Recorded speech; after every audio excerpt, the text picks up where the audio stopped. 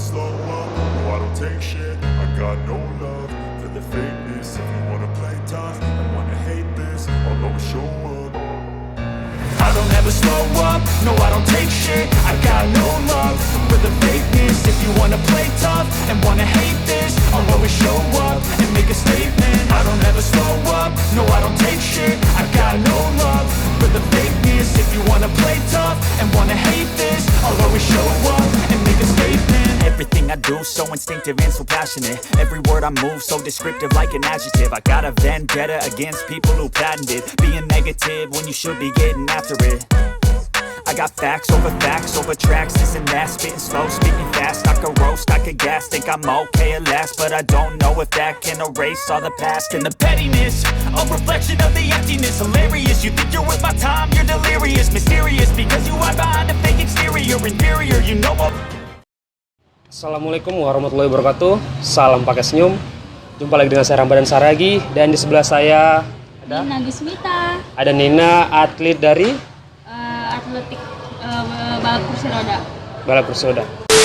Oke Nina, latar belakang apa yang membuat kamu hingga turun sejauh ini? Kalau dulu sih aku kenal olahraga itu dari orang tua ya. Dari orang tua juga seorang pemain voli. Dari kecil udah dibiasain bawa ke lapangan, akhirnya jatuh cinta sama bola voli. Dulunya aku atlet bola voli. Karena ada kecelakaan di tahun 2016, jadinya aku harus mengalami insiden harus kakinya harus diamputasi. Jadinya mau nggak mau ya udah sih aku jalanin. Gimana sih, oke aku menerima keadaan aku yang sekarang gitu kan.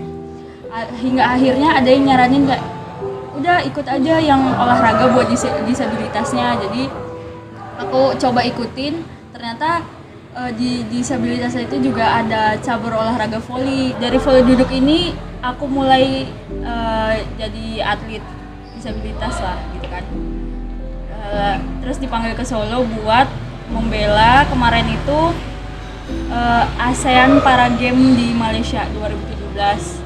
Terus nggak dipertandingkan karena nggak cukup negaranya.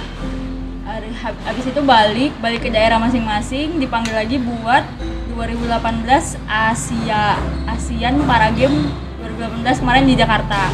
Dari situ tapi gagal memperebutkan medali perunggu. Jadinya oke, kayaknya aku mutusin buat kalau di sini aja aku nggak bisa berkembang, jadinya pindah cari peluang. Akhirnya memilih balap kursi roda untuk melanjutkan.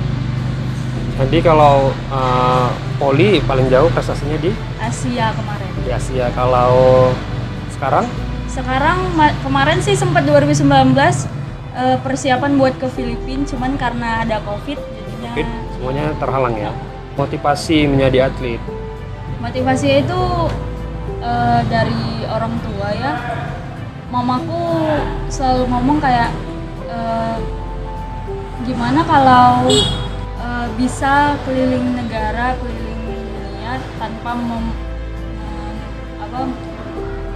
tanpa mengeluarkan uang. Jadi kayak main ke sana, pertandingan kayak gitu. Jadi kan ada rasa tersendiri kayak oke, gue harus bisa nih kayak orang tua gitu. Saat telah terjadi kecelakaan, ada nggak rasa depresi pada diri? Enggak sih, enggak depresi karena dari dukungan orang tua juga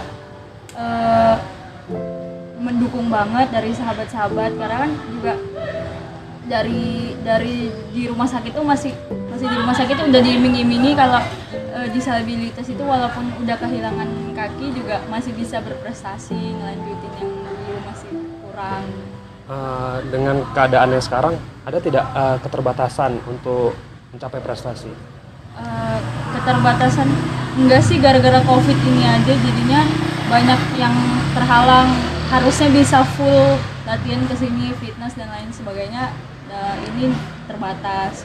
Kemudian pesan dan kesan selama menjadi atlet, apa yang pernah berkesan dan pesannya bisa sampaikan? Di keadaan apapun sih ya, di keadaan harus bisa menempatkan diri kayak walaupun kemarin juga terhalang, ada batasan, tapi sekarang dibuang pemikiran hal yang kayak batasan-batasan itu kan. Ya aku juga bisa berprestasi walaupun udah keadaannya beda gitu. Gak ada jalan yang bisa yang menghalangi gitu. Semuanya bisa Semuanya dilaluin bisa ya. dilalui. Kalau dengan niat dan ketulusan untuk menjalankannya. Target untuk ke depan ini setelah yang lalu-lalu, target ke depannya apa yang ingin dicapai?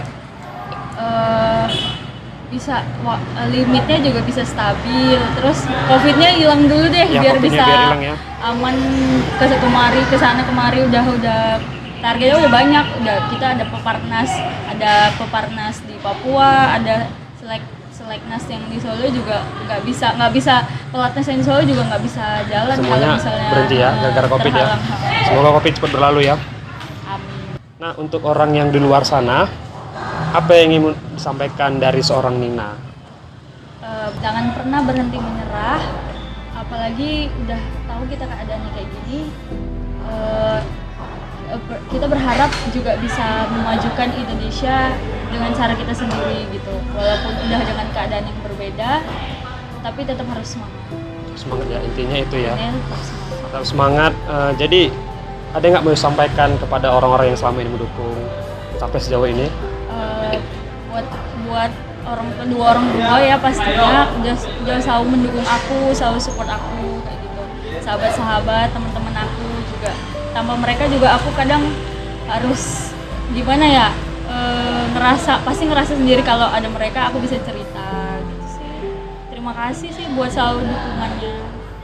Oke, jadi bisa kita petik pelajaran dari seorang Nina yang dulunya menjadi seorang atlet, namun sekarang dengan terjadi kecelakaan tidak membatasi untuk mencapai prestasi.